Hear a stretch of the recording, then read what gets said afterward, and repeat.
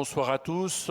Merci de nous rejoindre sur cette table ronde qui arrive à point nommé en quelque sorte par rapport à la précédente sur la santé des femmes qui terminait sur une question autour de la souveraineté, qui est précisément évidemment le thème de cette table ronde ce soir. Souveraineté, on va parler de souveraineté, de numérique, de données, de santé. Je ne sais pas d'ailleurs si on va parler tant de ça de souveraineté, parce qu'une partie du débat préparatoire autour de cette question-là a plutôt consisté à remettre en question cette notion-là, même si elle recouvre évidemment des questions importantes. Cette question de la souveraineté dans la santé et sur le numérique en santé a pris évidemment une importance croissante au cours de dernières années. Elle est apparue de manière très très forte pendant l'épidémie de Covid, évidemment, autour des questions aussi d'infrastructures numériques. On a ces éléments en tête et puis on le constate chaque jour. On en parlait encore effectivement il y a quelques minutes autour de la question des formes de prédation qui existent dans le secteur et avec différents types d'acteurs. Elle tend évidemment à se tendre de plus en plus et à positionner d'une certaine manière l'ensemble des acteurs, quelles que soient les échelles, quelles que soient les contributions au système de santé dans cet environnement-là.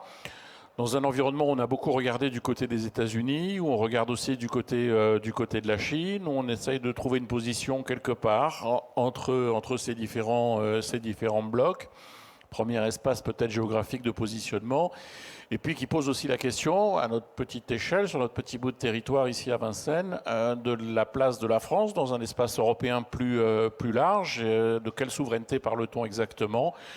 Comment aligne-t-on ces différents espaces? Évidemment, c'est une partie du débat. Une autre partie du débat, on y reviendra, je ne veux pas déflorer ce qui va être dit, mais je le disais, c'est aussi autour de cette notion même de souveraineté qui est peut-être pas la meilleure, et vous le direz peut-être de manière différente les uns et les autres, et en tout cas qui a sans doute à être enrichie, peut-être à être dépassée par d'autres types de notions pour l'appréhender, en tout cas à l'échelle de vos pratiques. Et puis, toujours dans la préparation des échanges qu'on a eus, il y a une question évidemment qui apparaît, qui je pense nous concerne tous, c'est l'adéquation de ces enjeux de souveraineté par rapport à un espace bien particulier qui est celui de notre système de santé, de notre protection sociale qui, elle, se définit à l'échelle nationale et qui du coup est aussi un autre espace d'adéquation qui renvoie aussi d'une certaine manière chacun quelles que soient ses activités, ses responsabilités dans ce type de questionnement autour de la souveraineté. Alors pour en discuter, on devait être 4 en réalité, et on sera finalement 3. Vous avez vu le programme. Christophe Le Sur, tout d'abord, vous êtes CEO de Cloud Temple, et c'est à ce titre-là qu'évidemment que vous allez positionner avec un discours, je ne veux pas encore anticiper, mais plutôt rassurant par rapport à cette question-là. On vit une époque formidable. Voilà.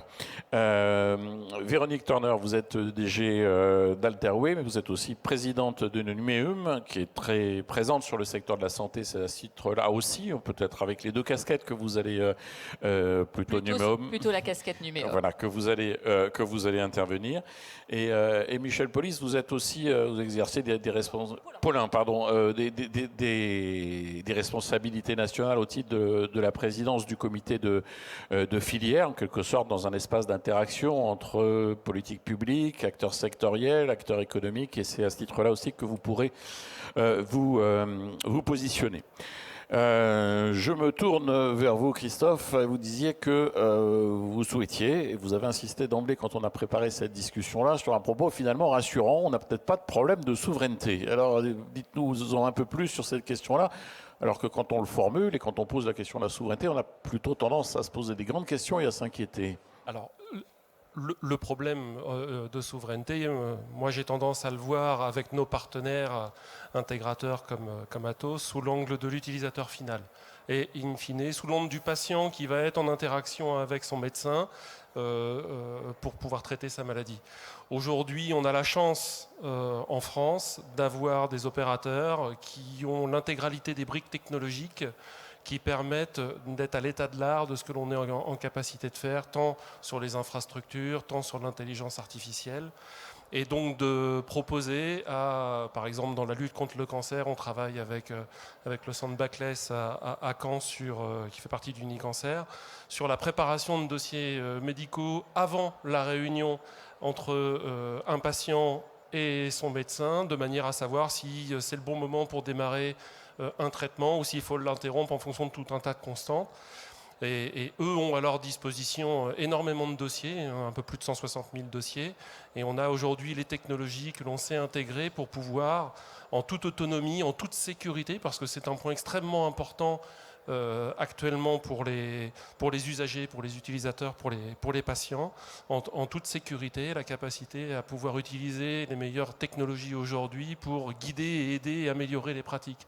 Et donc c'est pour ça que je disais, on vit une époque formidable. Certes, c'est une époque dans laquelle on discute beaucoup de se dire est-ce que l'on est sous dépendance technologique, et c'est peut-être sous cet angle-là qu'il faut regarder la notion de souveraineté, ou est-ce que l'on a la capacité, en France en particulier et plus généralement en Europe, d'être autonome et de pouvoir avoir le modèle de santé que l'on souhaite et les technologies qui le soutiennent.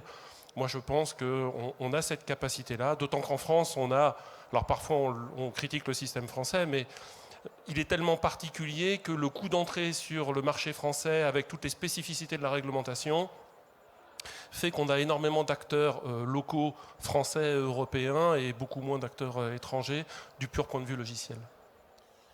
On voit bien cette question de l'articulation des espaces, avec une dimension assez territoriale finalement dans vos activités, mais en même temps la participation à un écosystème plus large. C'est dans cet écosystème-là que vous vous sentez d'une certaine manière sécurisé. Alors, aujourd'hui, nous, quand on travaille avec nos partenaires justement sur ces sujets de santé, malheureusement, c'est encore extrêmement fragmenté.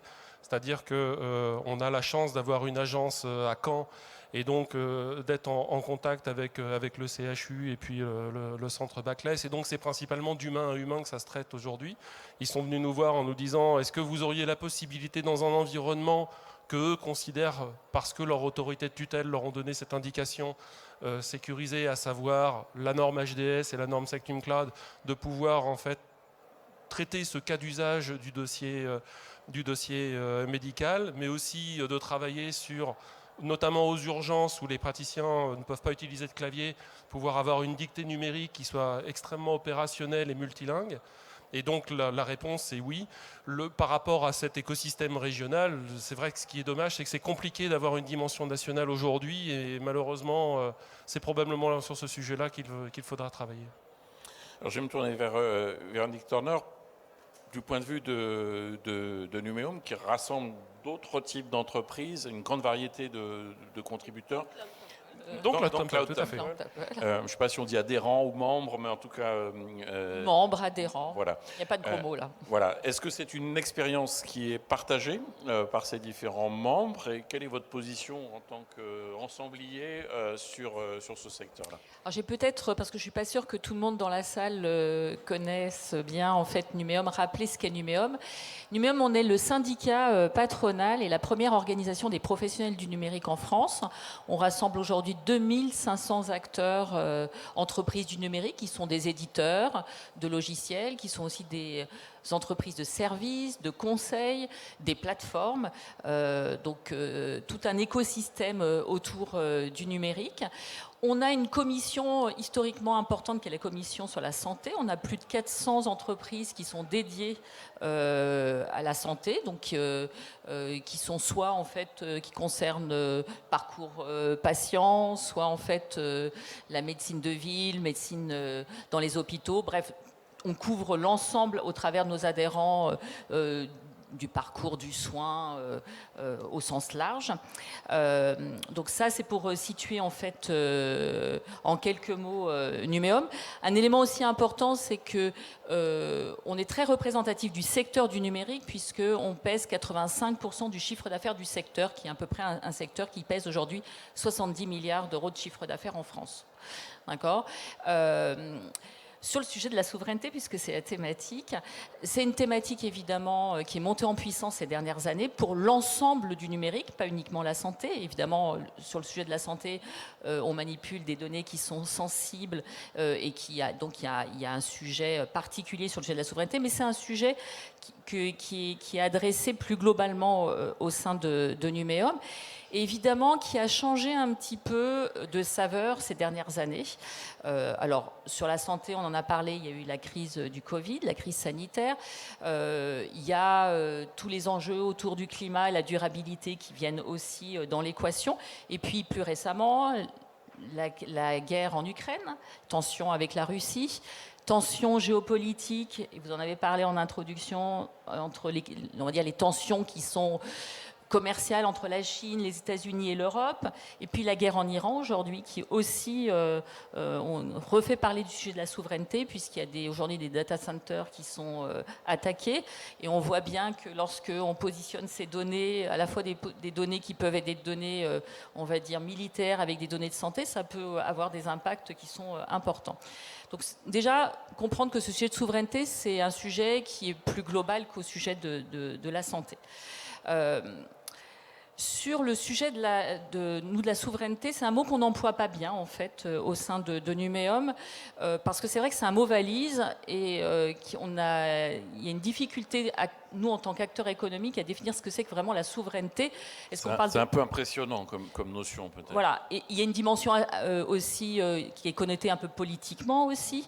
Donc nous, on a préféré en fait regarder pour une entreprise ce que ça pouvait vouloir dire en fait être ce sujet de la souveraineté. Et on a préféré utiliser le mot de résilience.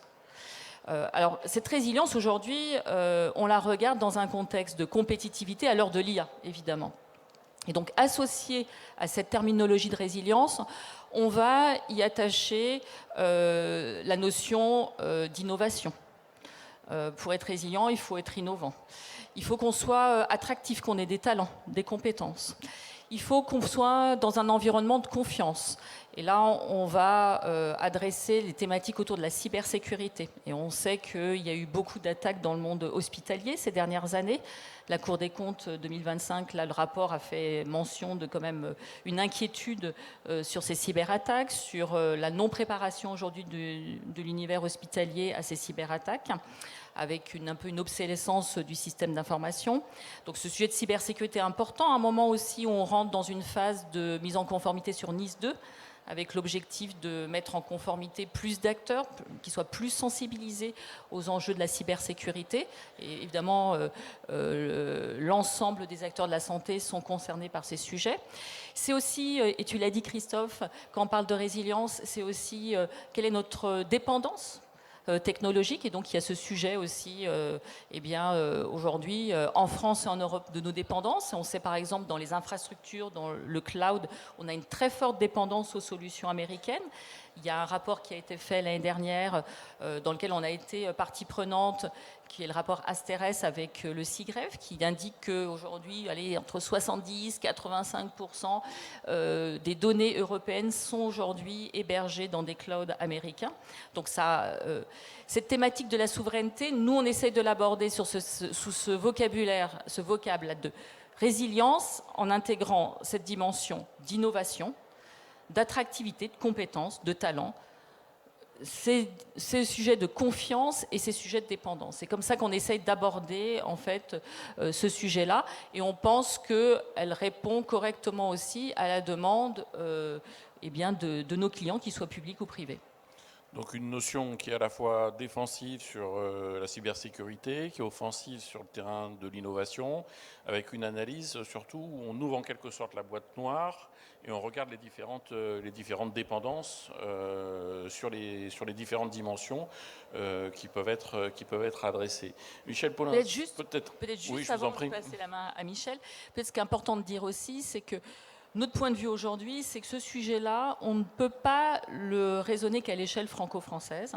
On est obligé de le raisonner à l'échelle européenne. Et je pense qu'on en parlera un petit peu tout à l'heure dans les solutions, quels sont les leviers, mais c'est une thématique forcément qu'on doit aborder à l'échelle européenne. Absolument. Michel Paulin, quand on a préparé un petit peu la discussion, c'est aussi un point sur lequel vous avez fortement insisté. La notion de souveraineté peut être par certains aspects un peu encombrante. On a peut-être intérêt à la dépioter, à l'analyser à travers ces différentes dépendances. Non, mais c'est clair qu'aujourd'hui, la souveraineté, c'est à la mode. Moi, je me souviens, quand j'étais directeur général d'OVH Cloud, quand je parlais de souveraineté il y a 7 ans, tout le monde me disait « bou, bou, bou, de quoi il parle, c'est une honte, etc. Ça n'existe pas, il n'y a pas de problème. » Maintenant, tout le monde est souverain. D'ailleurs, moins vous êtes souverain, plus vous dites que vous êtes souverain. Il y a des solutions souveraines, vous êtes une boîte absolument pas 100% américaine et vous avez une solution souveraine. Qu'est-ce que ça veut dire ? Et donc, je trouve que, si vous voulez, que le problème de souverain, c'est qu'au-delà du sovereignty washing, il y a une forme d'emphase qui est faite autour, qui fait qu'à la fin, on ne sait plus ce que ça veut dire.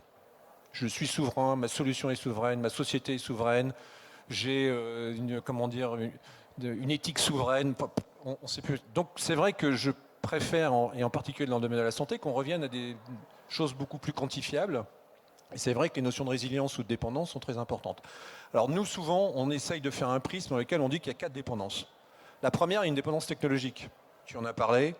C'est clair qu'aujourd'hui, il ne faut pas se leurrer. Si vous prenez la totalité du stack, pas que ce qui est en haut, parce que malheureusement on regarde souvent tout ce qui est en haut, mais si vous regardez la totalité du stack, l'Europe aujourd'hui a une maîtrise relativement faible de l'ensemble des technologies. Puis il faut descendre tout en bas, il faut descendre jusqu'aux terres rares. Là, c'est les Chinois qui sont les leaders. Donc on a un vrai problème et il faut regarder, et je pense qu'il y a une vraie réflexion nationale et européenne qu'il faut avoir pour retrouver une capacité aujourd'hui à recréer moins de dépendance. Dans le cloud, c'est capital, c'est clé. Aujourd'hui, la data, c'est au cœur de tout. Et avant la santé, on l'a vu, dans la précédente table ronde, on a parlé beaucoup de data. La deuxième dépendance, c'est la dépendance juridique. Et j'en dire, dans la santé, c'est capital. Et aujourd'hui, il y a une méconnaissance, je pense, de beaucoup d'acteurs de ce qu'il faut comprendre. Aujourd'hui, il y a de plus en plus ce qu'on appelle le droit extraterritorial. Quand l'État français choisit de mettre les données des Français dans le Health Data Hub chez un acteur américain, même hébergé en France, ils sont soumis au Cloud Act et au FISA Act, qui fait que ces données-là sont aujourd'hui accessibles à des tiers. Et donc, clairement, il faut qu'on ait une compréhension en particulier sur la data pour protéger ces données d'un point de vue technique, donc cyber, etc., et c'est capital, mais aussi il faut qu'on ait une approche juridique et de compréhension des contrats, des conséquences qui sont sur ces sujets-là. C'est ça la vraie souveraineté. C'est la liberté, c'est la capacité à comprendre justement la transparence par rapport à ça. Et dans la santé, je veux dire que c'est encore plus critique, parce que ce sont vos données, ce sont les données de vos patients, et donc qu'est-ce qu'on en fait et qui y a accès ? Troisième dépendance, c'est la dépendance économique. Il ne faut pas se leurrer. Et je suis un petit peu moins optimiste, et j'en reviendrai que toi, parce que malheureusement, comme tu l'as dit, aujourd'hui, 83% de la valeur du SaaS et du cloud est capturée par les Américains. 83%. Et quand je dis capturée, elle part par l'Irlande et elle ne paye pas d'impôts et elle ne finance pas ni la recherche, ni les impôts, ni les hôpitaux. Elle va financer ailleurs, sur le territoire américain. Et donc on a un vrai sujet économique également, parce que si on appauvrit notre souveraineté économique, eh bien, il y aura moins de moyens pour faire de la recherche, il y aura moins de moyens pour pouvoir développer aujourd'hui une santé de qualité. Je dirais qu'il y a une dernière dépendance, et là je vais m'adresser à vous, c'est la dépendance des habitudes. C'est la dépendance dans laquelle on a l'habitude de prendre des outils qui sont toujours les mêmes, souvent d'ailleurs, bien souvent américains, et qui fait qu'on a un peu la fainéantise parce qu'il n'y a pas 100% des boutons qu'on n'utilise pas et qu'on ne les voit pas à essayer de tester les solutions qui sont des solutions alternatives. Et donc moi je pense, et ça c'est mon message, je suis aujourd'hui, j'ai été dans la tech pendant très longtemps, j'ai défendu la tech en tant que directeur général de boîte, mais là je défends la tech française. Et mon message que je veux passer, c'est qu'aujourd'hui, comme tu l'as dit, et c'est peut-être le moyen positif, c'est qu'aujourd'hui, oui, il existe des alternatives. Aujourd'hui, il existe des startups, il existe aujourd'hui des entreprises soft, il existe des objectifs de cloud qui aujourd'hui permettent de réduire fortement les adhérences que j'évoquais. Faites-leur confiance. Sortons de nos habitudes pour aller vers la facilité, voire la fainéantise intellectuelle. C'est en allant aujourd'hui de soutenir et de continuer à soutenir que nous pourrons être capables.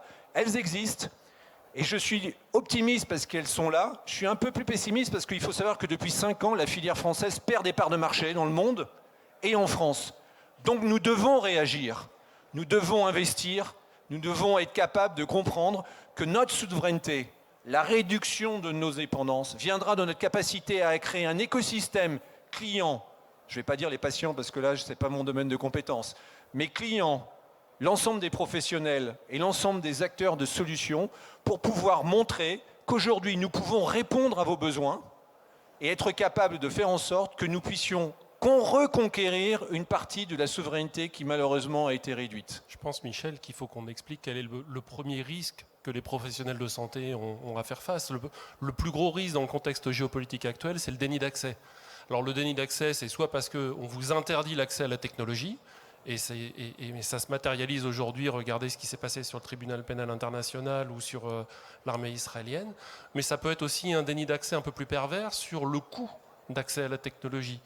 Et vous le voyez, alors je pense que vous voyez tout de suite sur vos abonnements Netflix ou équivalent, où le petit mail qui vous explique que ça coûte 2 ou 3 ou 4 euros plus cher, mais à l'échelle des usages que l'on en fait, c'est conséquent. Donc quand on fait une analyse de risque sur les métiers de la santé, le premier risque qui est important, c'est la capacité à pouvoir continuer à délivrer le service étant je suis en capacité, moi médecin, de soigner mes patients. Ça veut dire que derrière, les technologies que j'utilise, je n'ai pas de risque ou je maîtrise le risque de l'interdiction d'accès. Ce qui veut dire que derrière ça, il y a un enjeu de perception, j'allais dire, de ces différents enjeux de souveraineté qui sont... Alors, vous, j'ai envie de dire, vous êtes dans cet écosystème technologique et donc ça fait partie du métier en permanence. Pour des utilisateurs, c'est peut-être ces enjeux de souveraineté sont peut-être moins directement perceptibles. Il y a un enjeu presque d'éducation de ce que vous soulignez, Michel, sur une capacité finalement à changer de comportement. C'est aussi identifier les risques dans lesquels on se positionne de manière implicite ou de manière récurrente ou par une absence de vigilance sur certains aspects. Est-ce que l'un d'entre vous veut réagir sur cette dimension de perception de ces difficultés-là? Peut-être. Ce n'est pas qu'une grande notion géopolitique, c'est une affaire de tous les jours. Alors, moi, je reviens sur le sujet de la résilience, en fait. Et aujourd'hui, on va dire ce thème de la résilience est partagé par beaucoup d'acteurs. On a aujourd'hui un indice qui est l'indice de résilience numérique qui permet en fait aux professionnels, tous les professionnels, mais y compris les professionnels de santé, à un moment donné, de pouvoir se faire une évaluation de son taux de dépendance sur son système d'information. Donc ça, c'est un outil qui a été mis à disposition, qui est piloté aujourd'hui au travers en fait d'acteurs publics et privés. Et qui permet en fait à des professionnels d'identifier leur taux de dépendance et pour pouvoir engager derrière une vraie réflexion d'une démarche de résilience et de maîtrise de ces risques. Donc ça, cet outil, c'est l'IRN. Vous pouvez en fait le télécharger. C'est plutôt adapté à date à des plus grosses organisations, mais dans les mois qui viennent, on va faire en sorte que ça puisse être adapté à tous les types d'acteurs, quelle que soit leur taille. Et pour pouvoir accompagner le déploiement de cet outil, eh bien, on va organiser avec le MEDEF un tour des régions de la résilience dans lequel on présentera cet indice pour qu'il soit à disposition de tout à chacun, en tout cas pour les professionnels. Donc ça, c'est par exemple un bon exemple pour pouvoir en fait mieux appréhender ce sujet de la résilience au travers en fait d'un outil et des critères qui vous permettent en fait de pouvoir comprendre réellement vos dépendances. Ce n'est pas nécessairement du jour au lendemain. Ce que vous devez faire, c'est commencer à planifier. On se doute bien qu'à l'échelle de systèmes d'information type CHU, type clinique, type même cabinet, ce n'est pas des choses que l'on peut changer en 3 semaines. Par contre, commencer à y réfléchir et commencer à planifier, mais c'est aussi vrai pour l'industrie, c'est-à-dire commencer à planifier l'autonomie stratégique que peut avoir l'Europe, et il faut sur ces sujets-là le réfléchir au niveau européen. C'est des choses que l'on regarde au niveau de l'année. Donc, si vous y réfléchissez maintenant, vous pourrez être prêt dans les 18-24 mois qui viennent. J'aurais juste dire, comme vous le disiez, ce qui est important, c'est de comprendre que chaque fois que vous prenez une décision d'utiliser ChatGPT, il y a des incidences. Et donc, il y a des incidences pour les données, il y a incidences où sont les données, qui va pouvoir être capable d'utiliser les données. Et donc, les choix aujourd'hui qui sont faits par l'ensemble des professionnels de santé pour les choix logiciels, les choix d'IA vont alors en plus rendre ça exponentiel en termes d'impact parce que quelle sera l'éthique de ces IA, quel sera aujourd'hui le cadre juridique de ces IA, où seront les données, qui aura accès aux données, comment ces données. Il faut savoir que les GAFAM ont dit que la santé, c'était un de leurs critères premiers de business futur. C'est mis en avant comme top en termes de priorité. Et donc, il y a aujourd'hui des acteurs qui vont investir des milliards de dollars en R&D pour capturer les données et être capables de développer alors plein de business autour de ces données-là. Et donc, les choix ne sont jamais anodins. Et c'est vrai que ce qui est difficile, c'est que nous, moi, je ne suis pas un professionnel de la santé, mais j'y comprends rien. Quand je discute avec mon médecin, il essaye d'être pédagogue, mais lui, il a une spécificité. Et j'imagine que quand vous êtes médecin et qu'on parle tech, on a un jargon qui fait que personne ne comprend rien. Néanmoins, vos choix, en tant que professionnel de santé, aujourd'hui, ont une incidence sur des choses importantes que sont la protection des données, la protection de vos patients, la protection aujourd'hui aussi d'une certaine d'autonomie stratégique par rapport à comment ça va pouvoir évoluer. Et donc oui, il y a beaucoup de pédagogie à faire. Nous devons beaucoup travailler ensemble pour que vous compreniez quelles sont les incidences de vos choix, ou souvent, bien sûr, de vos non-choix, parce que souvent, il y a du non-choix, on le fait par habitude, et qui a clairement des incidences cachées. Et donc, nous, on a vraiment, nous, filières, un énorme travail. Alors, il y a beaucoup de sociétés qui travaillent directement ou indirectement dans le domaine de la santé. Hein. Il faut savoir que c'est un secteur qui est très, très dynamique aujourd'hui en France. Et on va essayer de faire en sorte qu'on puisse éditer un catalogue, par exemple, pour que les données et les solutions françaises soient mises en avant et que vous compreniez dans quelles conditions sont aujourd'hui gérées, sécurisées, hébergées les données, pour qu'on puisse établir un climat de confiance. On va essayer aussi de créer ce qu'on appelle des matchmaking en ce moment avec le ministère de la Santé pour justement mettre en avant ces solutions qui sont des solutions françaises ou européennes, qui sont donc régulées, certifiées. Tu as parlé de Secnum Cloud, HDH, etc., HDS, qui vont permettre de faire en sorte que vous puissiez, vous, avoir des labels vous permettant de comprendre que la souveraineté, ce n'est pas uniquement un mot qui ne veut rien dire, mais c'est aujourd'hui des attributs techniques, juridiques, des attributs commerciaux qui vont vous faire en sorte que vous puissiez, en toute confiance, confier l'ensemble de ces données. Et comme vous l'avez vu, dans la recherche et dans les startups aujourd'hui, la donnée, c'est la clé. C'est comme ça qu'on aura un écosystème de start-up extrêmement performante, parce qu'elles auront accès à une donnée structurée qui permettra, avec de l'IA, mais également surtout de l'expertise humaine, parce qu'il faut de l'intelligence artificielle, mais il faut beaucoup d'intelligence humaine dans le domaine de la santé, d'être capable de créer une aide au diagnostic, une aide à faire des protocoles, une aide à la prévention. Et c'est ça aujourd'hui qu'il faut qu'on arrive à mettre ensemble. Ça passera forcément par un travail entre le privé, le public, les laboratoires de recherche. C'est vraiment un écosystème qu'il faut être capable de créer. Nous, on doit faire la pédagogie pour que vous compreniez aujourd'hui les contraintes qui se cachent. Et Dieu sait qu'on a fait tout pour que vous ne compreniez rien à la technologie. Et vous allez avoir malheureusement l'obligation d'essayer de comprendre un peu ce métier-là. Pour aller dans le sens de ce que Michel dit, si vous regardez aujourd'hui ChatGPT, l'éditeur OpenAI a annoncé qu'il allait sortir une version de ChatGPT orientée santé, qui permettra à tout à chacun en fait, de poser des questions de santé et d'avoir des réponses de santé. Quand on tire le trait plus loin, on imagine bien que pour pouvoir entraîner ces modèles, il faut les donner. Et on imagine bien aussi la situation délicate dans laquelle les professionnels vont se retrouver, avec le patient qui arrive en disant, et je pense que c'est déjà le cas aujourd'hui, regardez ce que mon assistant a dit, et vous voyez bien que c'est tel médicament qu'il me faut. Si vous regardez aujourd'hui l'IA de Google qui s'appelle Gemini, vous avez le petit bandeau en bas avec la petite astérisque qui vous dit attention, les discussions sont relues par des relecteurs humains. Et vous avez à peu près aujourd'hui tout ce style de discussion, quels que soient les éditeurs du marché, principalement chinois ou européens, que ce soit Alibaba, que ce soit Anthropic. Vous avez probablement d'ailleurs entendu parler de la petite guerre entre Anthropic et OpenAI avec le département de l'armée américain, le Pentagone, pour savoir qui allait le droit d'avoir, qui allait fournir l'IA, qui allait permettre de conseiller les militaires. Donc on est sur quelque chose qui est extrêmement prégnant et il faut vous en saisir. On est le premier avec Michel et puis avec Véronique, les premiers à vous dire oui, c'est pas simple.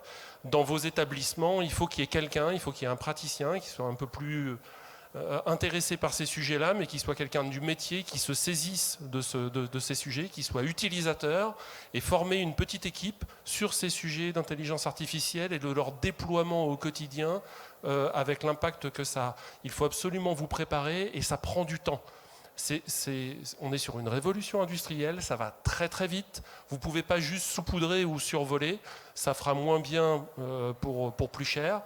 Il faut que vous ayez absolument une équipe qui travaille sur ces sujets-là en partenariat avec des professionnels. On comprend bien l'interpellation, je pense que le message d'une certaine manière est passé.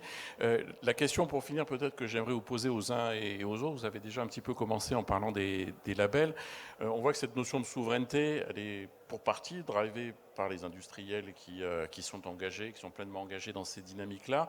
Et on commençait tout à l'heure par dire qu'on est sur l'interface entre le politique et les industriels. C'est peut-être d'une certaine manière aussi ce qui vous gênait dans cette notion-là. Si on essaie de reboucler par rapport à cette notion du politique, j'ai envie de vous poser la question de vos attentes sur le chemin. On a bien compris aussi que la souveraineté, c'est un chemin.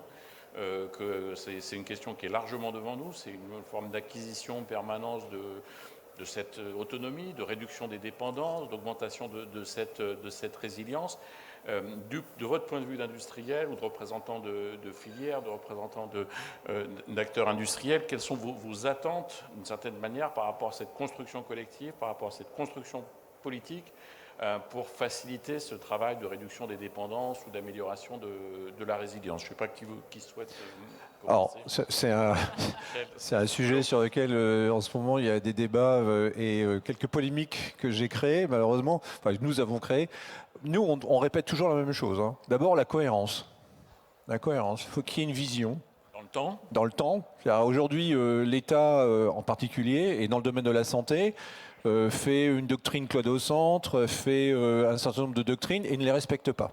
Et donc jamais, aujourd'hui, il y a entre les déclarations d'intention, et je ne sais pas si dans le domaine médical c'est le même, entre les déclarations d'intention et l'action, il y a un décalage qui fait qu'à la fin, on dit eh bien, les données de santé doivent être, sont considérées comme des données sensibles, donc elles doivent être protégées des lois extraterritoriales, et le premier choix qui est fait, c'est un choix d'un cloud américain, même si c'est en Europe, ça ne sert à rien. Donc déjà, la cohérence, qu'on ait une vision commune, partagée, dans laquelle on se dise c'est ça la souveraineté, c'est ça la dépendance, c'est ça la résilience, et qu'on le définisse. Le deuxième, alors ça je me mets du côté, c'est aujourd'hui, l'achat, il faut être exemplaire dans l'achat. Si aujourd'hui 80%, enfin c'est plus que ça, hein, puisque c'est 90% des achats des ministères vont vers des acteurs américains, il reste 10% la filière, je suis désolé, c'est les plus mauvais élèves de toute l'économie française. La filière française, c'est 35% de part de marché, l'État, c'est 10%. C'est pas normal. Le troisième, c'est l'innovation. L'innovation. Il faut aider l'innovation. Il faut arrêter de subventionner. Il faut subventionner l'innovation. Il faut acheter et subventionner l'innovation. Et dans la recherche médicale, c'est encore plus important. Le quatrième, c'est, et on l'a vu, c'était un moment, je ne sais plus comment ils appelaient ça, dans la table ronde, le passage de la mort, c'est pas ça? C'est qu'aujourd'hui, on a... La vallée de la mort. La vallée de la mort. Moi, quand vous regardez aujourd'hui, il y a énormément de startups qui sont extrêmement et remarquables. On a aujourd'hui une capacité à financer des startups dans le domaine, alors dans la santé en particulier, mais dans à peu près tous les domaines. Et on veut dire qu'il y a depuis 10 ans, vraiment, il y a eu une explosion et c'est super. Le problème, c'est qu'il faut qu'elles scalent. Et pour ça, il faut qu'elles aient de la commande, parce qu'il faut grossir en chiffre d'affaires, et il faut une capacité de fonds propres. Et aujourd'hui, une levée de fonds à plus de 100 millions ou à plus de 300 millions, rester avec un ancrage européen, c'est extrêmement compliqué. Alors tout ça, c'est tabou, parce qu'on va toucher les fonds de pension, donc ça veut dire on va pas toucher aux retraites, etc. Mais à un moment, il faut mettre les débats sur la table. Et donc je pense aujourd'hui qu'il y a une vraie réflexion collective que nous devons avoir, pour dire que quand vous regardez les écosystèmes, et je ne vais pas parler des Américains et des Chinois parce qu'eux, ils sont dans une autre galaxie, mais si vous prenez les Coréens, les Taïwanais, si vous prenez aujourd'hui, les Israéliens dans la cyber, les Canadiens, ils arrivent à avoir une dynamique de leur filière qui est plus importante que celle de la France parce qu'ils ont plus de cohérence et ils accompagnent aujourd'hui leurs fleurons mieux dans la durée et dans le temps. Ça ne se fera pas du jour au lendemain. Mais je pense qu'avec un petit peu de bon sens et un petit peu de pragmatisme, arrêter de faire des déclarations et se mettre dans la mode action, on peut y arriver parce qu'on a les talents. Alors là, tout le monde se les arrache. On a les boîtes. On a un peu d'argent, on en a beaucoup, on ferait mieux de bien le focaliser parce que quoi qu'on en dise, on en a et il faut arrêter en revanche de le mettre et de le dilapider. Et donc oui, moi je suis sûr qu'ensemble, nous serons, si nous sommes capables de rester focalisés, à faire en sorte que dans le domaine de la santé, mais je vais le généraliser pour l'ensemble de la filière, nous retrouverions aujourd'hui plus de de souveraineté parce que nous ne l'aurons pas. Le bras armé et la seule façon d'augmenter notre souveraineté aujourd'hui numérique, c'est d'avoir une filière forte. C'est la façon. Si la filière est faible, il n'y a pas de souveraineté. On a une filière forte. Alors, je rejoins ce que vient de dire Michel et je pense qu'on est aligné avec Christophe. Évidemment, en fait, pour pouvoir déployer une vraie stratégie de résilience, il faut une filière forte. Alors, on a une filière forte, et Christophe le disait, c'était son message positif d'introduction. Évidemment, en France et en Europe, j'ai parlé d'abord de la France, on a de très belles entreprises, on a des talents, donc on a les moyens aujourd'hui de cette trajectoire de la résilience. Et je pense que adossé à l'Europe, c'est encore plus vrai, parce que nos pays voisins européens ont aussi beaucoup de talents et beaucoup de belles entreprises.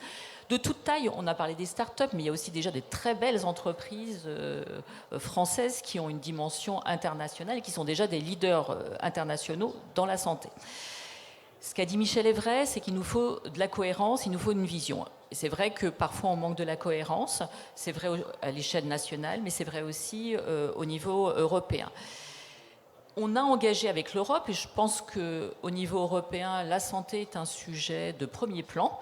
C'était un sujet aussi de premier plan dans le rapport Draghi sur le sujet de la compétitivité, où il indiquait très clairement que c'était un secteur sur lequel il fallait qu'on investisse. Et là, à l'échelle européenne, on a commencé par la réglementation. Je vais en dire un petit mot quand même, parce que c'est quand même aussi un levier de résilience. La difficulté aujourd'hui, c'est qu'on a été certainement trop loin dans la réglementation, aussi de manière certainement trop exhaustive, ce qui fait qu'il y a une difficulté pour tous les acteurs économiques à digérer aujourd'hui cette réglementation. Il faut quand même rappeler qu'on a besoin d'un cadre, une réglementation pour pouvoir, je dirais, inscrire une véritable stratégie. Donc ça, c'est important de le considérer, parce qu'on a souvent là, ces derniers temps, tapé un petit peu sur la réglementation. Mais je pense que c'est important de repréciser que c'est un élément clé dans une véritable stratégie industrielle et dans une démarche de résilience. C'est un élément du temps long. Pardon ? C'est le temps long. Et oui, c'est ça qui nous manque. Oui, tout à fait. Et à côté de ça, il faut rentrer dans une phase de simplification. C'est ce qui est engagé aujourd'hui avec l'Europe, avec toutes les démarches autour des omnibus. Mais on a besoin de ces cadres-là. Il y en a, en fait, au niveau de la santé. On n'en a pas parlé là, mais de l'European Health Data Space, qui est quand même, je dirais, le premier data space qui sont sur les données de santé au niveau européen. C'est assez inédit. C'est vraiment, je dirais, il y a beaucoup d'attentes autour de ça. Ça permettra en fait quand même de fluidifier l'accès aux données de santé. Ça permet en fait qu'il n'y ait pas de discontinuité d'un pays à un autre. C'est ce qui crée un marché en fait. Et je pense que ce qui est fait sur la santé doit inspirer sur d'autres data space dans d'autres domaines industriels. Donc au niveau européen, on doit poursuivre cette voie en fait de la réglementation avec une dynamique beaucoup plus orientée sur la compétitivité, moins de freins à l'innovation. Garder notre dynamique sur l'éthique, c'est aussi une valeur. On parle souvent de troisième voie pour l'Europe et je crois qu'on est attaché à ça. En tout cas, que ce soit au niveau du CSF, mais je pense avec Christophe qu'on est attaché aussi à défendre cette vision. C'est aussi une vision de la résilience, cette vision aussi de l'éthique, d'un numérique responsable. Donc, et à ce niveau-là, eh bien, pour travailler au niveau européen, il faut être à Bruxelles, il faut travailler avec la Commission européenne. C'est un dispositif qui est complexe. Aujourd'hui, on travaille aussi bien avec Digital Europe, mais aussi en bilatéral avec l'ensemble de nos homologues pour faire avancer en fait ce dispositif de résilience, de faire émerger des champions européens. On a un petit peu du mal, et je vais le dire, et ça va peut-être choquer certains, mais on doit aussi accepter que si le champion il est allemand, polonais, eh ben c'est la voie qu'on doit suivre. Il n'y aura pas que des champions français, on en aura. Et on a déjà des belles entreprises, mais il faut aussi accepter que certains des champions, ils ne seront pas français, ils seront européens. Et c'est ça aussi la voie de la résilience. Merci. Je me tourne vers Christophe peut-être pour conclure. On a commencé par une note positive. À l'échelle de vos pratiques, une attente vis-à-vis du politique, donc plutôt une attente de stabilité, si j'ai bien compris, par rapport au cadre. Je vais le résumer très simplement. Je dis ce que je fais et je fais ce que je dis. Nous, on est tous des industriels. On est des industriels et en fait, on a besoin de ce temps long-là. Quand on investit dans des technologies, par exemple, on travaille avec notre partenaire Atos à proposer des serveurs qui soient des serveurs basés sur des processeurs français, à savoir C-Pearl, j'espère avant la fin de l'année. Mais ça veut dire que c'est beaucoup d'investissement, c'est beaucoup de travail d'intégration. Et donc derrière, il faut ce marché. On a besoin de temps long, donc on a évidemment besoin d'un message public qui soit clair et qui soit cohérent, et on a besoin aussi de clients par rapport à ça, et qu'à minimum, vous commenciez au sein de vos établissements à vous poser la question de est-ce que je contribue à une économie européenne et éventuellement une économie française forte. Merci beaucoup, merci à tous les trois pour vos contributions qui ont donné, je pense, une signification plus concrète à cette notion de souveraineté et qui ont interpellé, c'était aussi un peu le but de ces échanges qui nous ont chacun d'entre nous interpellés par rapport à ces questions-là. Merci beaucoup.